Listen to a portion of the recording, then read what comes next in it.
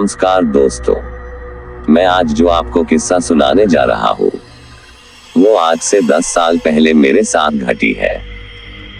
दोस्तों, आपने सुना होगा कि रात को पानी पास रखकर सोना चाहिए। ये मेरी कहानी पानी पर आधारित है। आज से 10 साल पहले मैं अपने मामा के यहाँ बिलासपुर गया। वहां जाकर पता चला कि यहाँ तो 2 साल से अकाल पड़ा है और पानी लेने के लिए 5 किलोमीटर दूर जाना पड़ता है। मामा मामी से मिलने के बाद मेरे मामा का लड़का और मैं पानी लेने के लिए चल पड़े।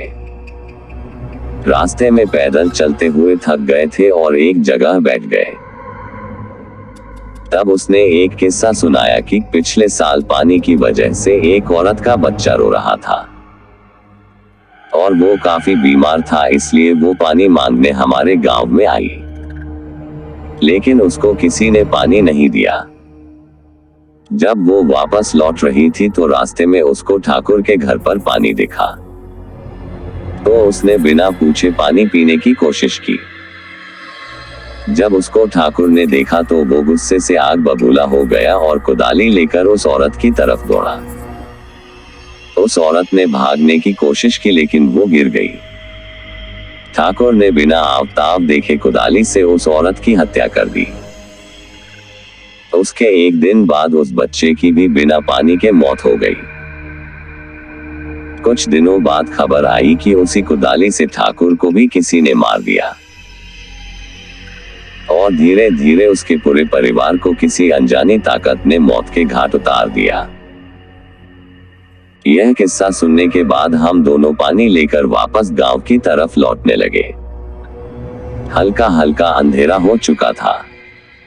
अचानक हमारे सामने एक बच्चा आया और पानी मांगने लगा, लेकिन इतनी दूर से पानी लाने के कारण हमने उसे मना कर दिया।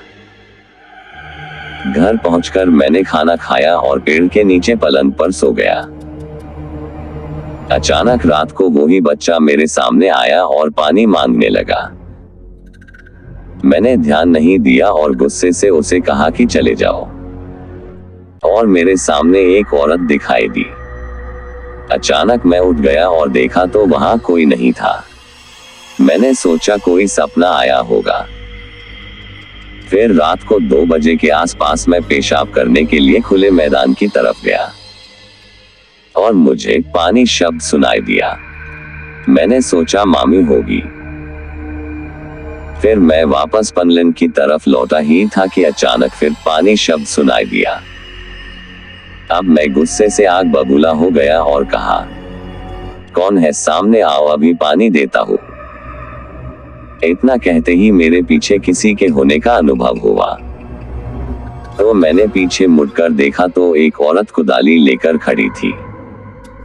मैं डर के मारे बहुत जोर से भागा और रास्ते में एक पत्थर से ठोकर लगने से नीचे गिर गया। उसके बाद जो हुआ वो चमत्कार से कम नहीं था। उस रात हल्के बादल थे और अचानक कुछ पानी की बूंदें उस औरत पर पड़ी और वो औरत गायब हो गई। मैं अपनी जान बचाने के लिए प्रभु को धन्यवाद देने लगा। अगले दिन ही सुबह जल्दी 5 बजे मैंने अपने गांव जाने की ठान ली। मैं अपने मामा मामी को बिना बताए निकल पड़ा। मैं स्टेशन पर पहुंचा और बैठे हुए मैंने देखा कि एक बच्चा रो रहा था। मैं घबरा गया, लेकिन वो औरत पास आई और पानी मांगने लगी। मुझे पानी चाहिए था, लेकिन मैंने अपनी बोतल से उस औरत और बच्चे को पानी पिला दिया। उसके बाद रेल आ गई और मैं अपने घर पहुंच गया। उसके बाद से मैं हमेशा पानी अपने पास रखकर सोता हूँ। मित्रों, आपको मेरा ये अनुभव कैसा लगा, अपने महत्वपूर्ण कमेंट के जरिए बताना ना भूलें। हम और एक बात मैं कहना चाहता हूँ कि अपने जीवन में आपको कोई पानी मांगता है तो 2 बूंद क्यों ना हो, उसे पानी जरूर पिलाना। तो दोस्तों, आज के लिए बस इतना ही। कल फिर मिलेंगे एक नई सच्ची कहानी के साथ। आप हमेशा सतर्क रहें, न जाने कब क्या हो जाए।